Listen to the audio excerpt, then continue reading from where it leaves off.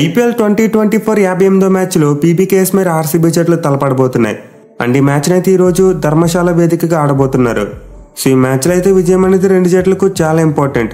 In fact ఒక do or day match అని చెప్పుకోవచ్చు. అయితే అసలు మనం ఈ వీడియోలో రెండు జట్ల తరపున ఆడబోయే ప్లేయర్స్ మధ్య ఉన్న టాప్ ఇంట్రెస్టింగ్ బ్యాటిల్స్ గురించి క్లియర్గా తెలుసుకుందాం. Number 5 Faf do Plessis versus Kagiso Rabada. ఇదైతే పవర్ ప్లేలో ఉండబోయే ఒక మోస్ట్ ఎగ్జైటింగ్ బ్యాటిల్. మేము లాస్ట్ మ్యాచ్లో చూసాం గుజరాత్ టీం మీద డూ ప్లెసిస్ వేరే వ్యవహారం చేశాడు. పవర్ ప్లేలోనే ఏకంగా 60 కంటే ఎక్కువ రన్స్ కొట్టాడు. సో ఇలాంటి డేంజరస్ బ్యాట్స్మెన్ పీబీకేఎస్ టీం ఎంత త్వరగా అవుట్ చేస్తే అంత మంచిదే. అండ్ ఇచ్చడానికి వాళ్ళ దగ్గర ఉన్న బెస్ట్ ఆప్షన్ కగిసో రబాడా. ఎందుకంటే రబాడా ప్రీవియస్గా డూ ప్లెసిస్ని చాలా ఇబ్బంది పెట్టాడు. పైగా అతను చూసుకుంటే ఈ సీజన్లో చాలా వరకు మంచి బౌలింగ్ చేస్తున్నాడు. సో వీళ్ళిద్దరు ఇప్పటివరకు మొత్తం 9 ఇన్నింగ్స్లో తలపడితే 47 బాల్స్ ఆడిన డూ ప్లెసిస్ 66 పరుగులు మాత్రమే చేశాడు. మోస్ట్ ఇంపార్టెంట్లీ రబాడా బౌలింగ్లో 4 టైమ్స్ అవుట్ అయిపోయాడు. సో స్ట్రైక్ రేట్ కొంతవరకు మెరుగ్గానే ఉన్నప్పటికీ యావరేజ్ మాత్రం చాలా తక్కువగా ఉంది. మెయిన్లీ చివరికి రెండు జట్ల మధ్య మ్యాచ్ జరిగినప్పుడు కూడా రబాడానే డూ ప్లెసిస్ వికెట్ తీశాడు.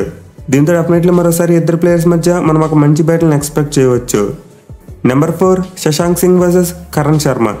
ఇదైతే మిడిల్ ఓవర్స్లో ఉండబోయే ఒక most crucial battle. Mainly present PBKS టీంలో మంచి ఫామ్లో ఉన్న ప్లేయర్ శశాంక్ సింగ్. అతనైతే ప్రతి మ్యాచ్లో కూడా రన్స్ కొడుతున్నాడు. ఎస్పెషల్గా అతను కొన్ని మ్యాచ్లో చూసుకుంటే నెంబర్ 4లో బ్యాటింగ్ వస్తున్నాడు. అండ్ మిడిల్ ఓవర్స్లో బౌలర్స్ మీద అటాక్ చేసి పరుగులు రాబడుతున్నాడు. సో ఆర్సీబీ టీం శశాంక్ని కనుక తొందరగా అవుట్ చేయకపోతే ఖచ్చితంగా చాలా డ్యామేజ్ చేస్తాడు. మెయిన్లీ కరణ్ శర్మ లాంటి ఇన్ఫామ్ బౌలర్ ఈ బాధ్యతను తీసుకోవాలి. ఎందుకంటే అతను గత కొన్ని మ్యాచ్లుగా చాలా కన్సిస్టెంట్గా బౌలింగ్ చేస్తున్నాడు. అండ్ ఆల్సీ ఆడది శశాంక్ యొక్క స్ట్రైక్ రేట్ చూసుకుంటే పేస్ బౌలింగ్లో 178 ఉంది. బట్ స్పిన్ బౌలింగ్కి వచ్చేసరికి 140 వరకు పడిపోయింది. సో వీళ్ళిద్దరి మధ్య అయితే ఇప్పటివరకు ఐపీఎల్ ఒక్కసారి కూడా బ్యాటిల్ జరగలేదు. బట్ ఫస్ట్ టైం తలపడే అవకాశాలు ఉన్నాయి. చూడాలి మరి కరణ్ శర్మ శశాంక్ సింగ్ స్పీడ్కు కళ్యం వేస్తాడా లేదనేదే. Number 3 Dinesh Karthik versus Harshal Patel. ఇదైతే డెత్ ఓవర్స్లో ఉండబోయే ఒక most crucial battle. Mainly present ఇద్దరు ప్లేయర్స్ కూడా చాలా మంచి ఫామ్లో ఉన్నారు. దినేష్ కార్తిక్ డెత్ ఓవర్స్లో చిత్త కొడుతుంటే హర్షల్ పటేల్ డెత్ ఓవర్స్లో అద్భుతంగా బౌలింగ్ చేస్తున్నాడు. ఎస్పెషల్లీ లాస్ట్ మ్యాచ్లో సిఎస్కే టీం మీద మైండ్ బ్లోయింగ్ బౌలింగ్ చేశాడు. అలాగే కార్తిక్ చూసుకున్న గత మ్యాచ్లో జీటీకి అగైనెస్ట్గా ఒక బ్రిలియంట్ ఫినిషింగ్ టచ్ ఇచ్చాడు. సో ఫర్ షూర్ మనం అయితే వీళ్ళిద్దరి మధ్య ఒక మంచి బ్యాటిల్ చూడొచ్చు. అయితే ప్రీవియస్గా చూసుకుంటే మాత్రం హర్షల్ పటేల్ డీకేను కొంతవరకు ఇబ్బంది పెట్టాడు. వీళ్ళిద్దరూ మొత్తం 5 ఇన్నింగ్స్లో తలపడితే 35 బాల్స్ వేసిన అతను కేవలం 44 పరుగులు మాత్రం ఇచ్చాడు. అండ్ ఆల్సో కార్తిక్ను ఒకసారి అవుట్ కూడా చేశాడు. సో ఈ స్టాట్స్ బట్టి క్లియర్గా డీకే హర్షల్ పటేల్ బౌలింగ్ ఆడేందుకు ఇబ్బంది పడుతున్నట్టు క్లియర్గా తెలుస్తుంది. మెయిన్గా స్ట్రైక్ రేట్ అనేది కేవలం 125 మాత్రమే ఉంది. దీంతో ఖచ్చితంగా మరోసారి వీళ్ళిద్దరి మధ్య మనం ఒక టాప్ మ్యాచ్ బ్యాటిల్ని ఎక్స్పెక్ట్ చేయవచ్చు. Number 2 Jonny Bairstow versus Mohammed Siraj. ఇదైతే పవర్ ప్లేలో ఉండబోయే ఒక మ్యాచ్ డిసైడింగ్ బ్యాటిల్. మెయిన్లీ బైర్స్టోకి చూసుకుంటే ఆర్సీబీ టీం మీద చాలా మంచి రికార్డు ఉంది. 5 మ్యాచ్లోనే 2 50s మరి ఒక సెంచరీ కొట్టాడు. సో మిగతా టీమ్స్ మీద ఎలా ఉన్న బైర్స్టో ఆర్సీబీ టీం మీద మాత్రం చాలా మంచిగా ఆడతాడు.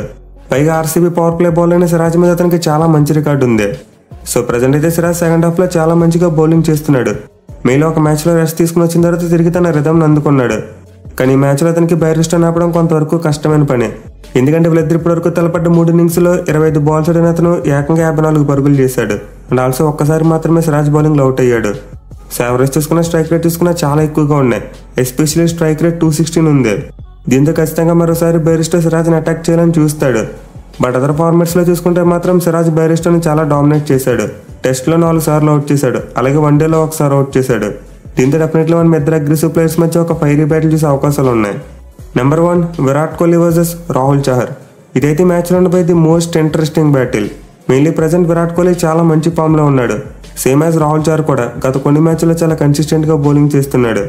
పైగా విరాట్ కోహ్లీ చూసుకుంటే ఆడది స్పిన్ బౌలింగ్ ఆడేందుకు కాస్త ఇబ్బంది పడుతున్నాడు. అఫ్కోర్స్ లాస్ట్ 2 మ్యాచెస్లో చాలా మంచిగా ఆడాడు. బట్ ఓవరాల్గా చూసుకుంటే మాత్రం విరాట్ కోహ్లీకి స్పిన్ బౌలింగ్ విషయంలో కాస్త వీక్నెస్ ఉంది. ఇన్ఫాక్ట్ ఇప్పటివరకు రాహుల్ చహర్ కోహ్లీని చాలా వరకు సైలెంట్గా ఉంచగలిగాడు. వీళ్ళిద్దరు ఇన్నింగ్స్లో తలపడితే 39 బాల్స్ వేసిన అతను 39 పరుగులు మాత్రం ఇచ్చాడు. అండ్ ఆల్సో అతను ఒకసారి అవుట్ కూడా చేశాడు. సో స్ట్రైక్ రేట్ బట్టి చెప్పొచ్చు కోహ్లీ స్పిన్ బౌలింగ్ ఆడేందుకు ఎలా స్ట్రగుల్ అవుతున్నాడు అనేది.